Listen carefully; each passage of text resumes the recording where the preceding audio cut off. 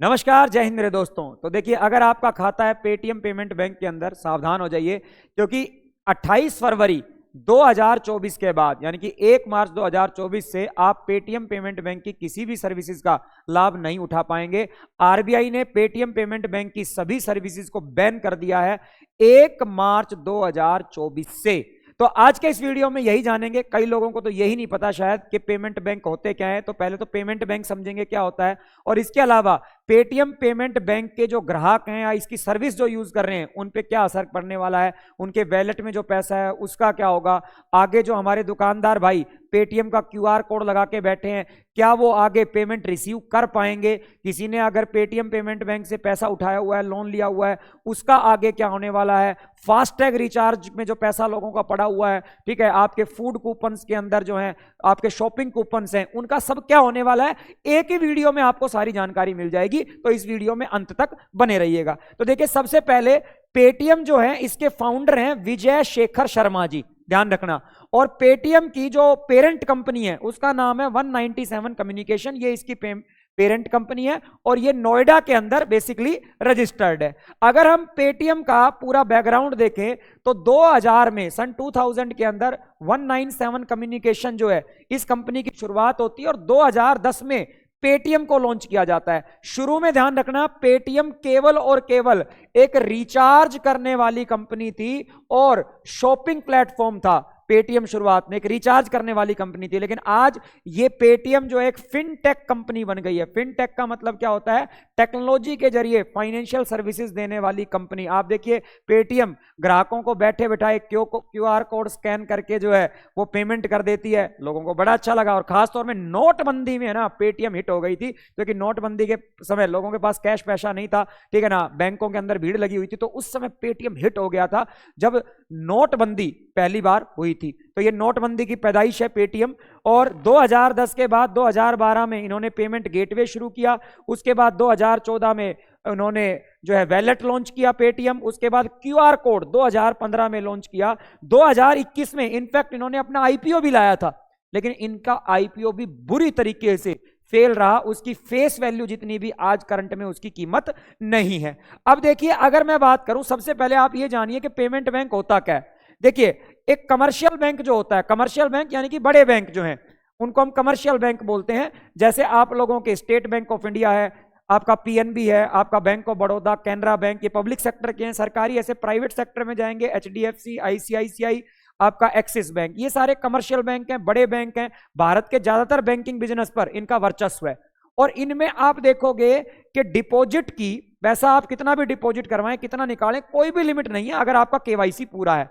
लेकिन payment bank जो है वो केवल 1 लाख रुपए तक का डिपॉजिट ही एक्सेप्ट कर सकते हैं।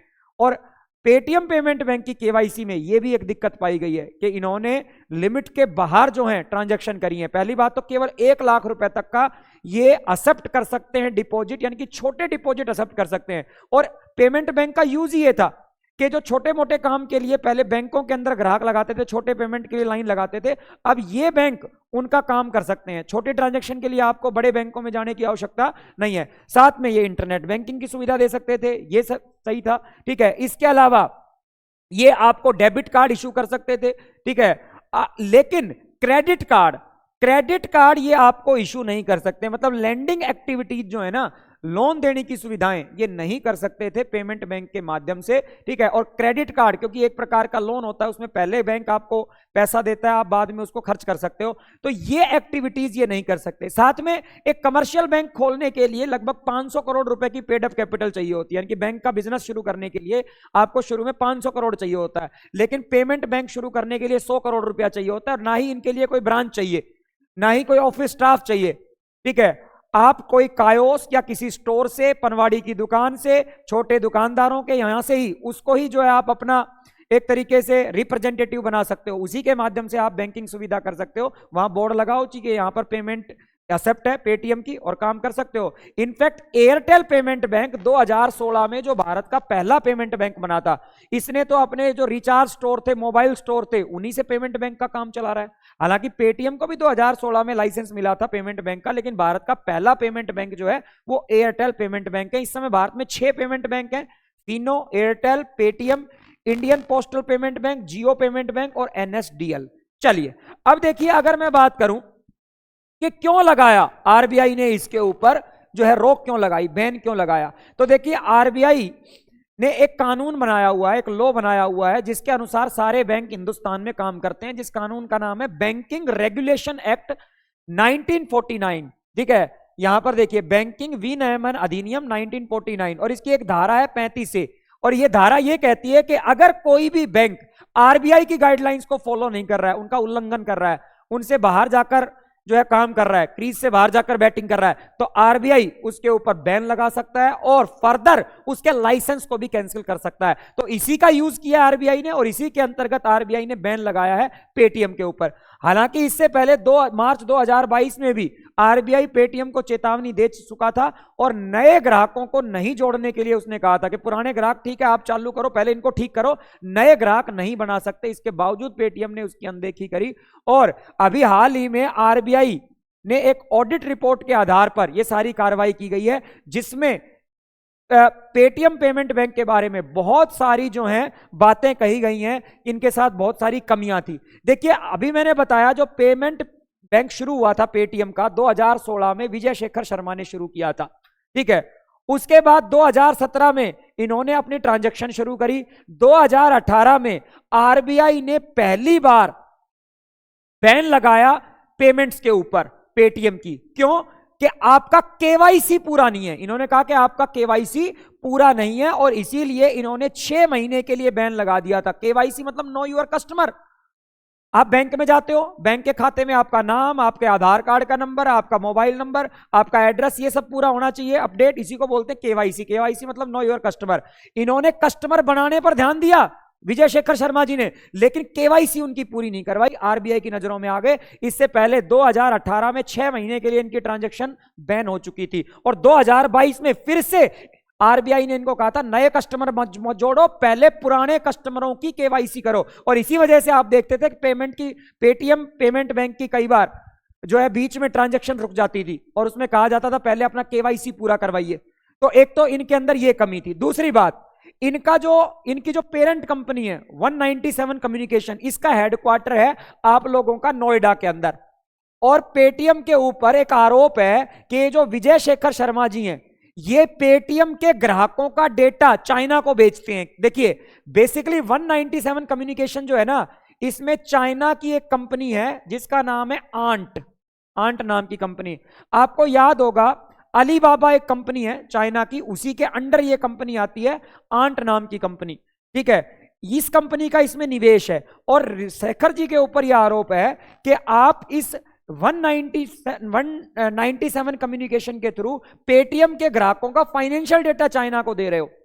तो आरबीआई ने यह भी कहा कि आप पहली बात तो 197 का हेडक्वार्टर और पेटीएम पेमेंट बैंक का हेडक्वार्टर आप अलग अलग कीजिए। एक ही जगह दोनों काम आप नहीं कर सकते, क्योंकि आपके और भी बिजनेस हैं 197 कम्युनिकेशन के। वो एक डाटा फर्म, वो एक आईटी फर्म का भी काम करती है और भी बहुत सारा काम करती है, तो इसको आप अलग कीजिए। ये भी इन्होंने नहीं किया आरबीआई के कहने के बावजूद। ठीक है, ना ही इन्होंने केवाईसी पूरा किया। इन्होंने लैंडिंग का काम भी शुरू कर दिया बिना गाइडलाइंस को फॉलो किए हुए। ये लोन भी देने लग गए थे बिना गाइडलाइंस को फॉलो किए हुए। और इन सब बातों के ऊपर जब ऑडिट हुआ तो इनका जो है आरबीआई ने निर्णय लिया कि बेटा अब नहीं छोड़ेंगे तुमको, अब तो तुम्हारे ऊपर बैन लगेगा ही लगेगा। अब आपके प्रश्नों का उत्तर देते हैं। जो आपके सवाल में प्रश्न कौन रहे होंगे कि जी मेरा क्या होगा, मेरा खाता है पेटीएम पेमेंट बैंक के अंदर, तो उसका क्या होगा। तो देखो सबसे पहले पेटीएम पेमेंट बैंक अकाउंट का क्या होगा, तो ध्यान रखना पहली बात तो पेटीएम पेमेंट बैंक के खातों पर असर पड़ने वाला है, पेटीएम पेमेंट ऐप के ऊपर कोई असर नहीं पड़ने वाला। आपके पता है पेटीएम 2 तरीके से सुविधा देता है, एक तो पेमेंट बैंक है और दूसरा आपकी पेमेंट ऐप है पेटीएम की, जिससे आप अपना दूसरा कोई बैंक का अकाउंट नंबर भी जोड़ सकते हो। आपका एसबीआई का, कैनरा बैंक, एक्सिस, एचडीएफसी, कोई भी बैंक का अकाउंट नंबर आप जो जोड़ के ट्रांजैक्शन करते हो ना, उस पे असर नहीं पड़ने वाला।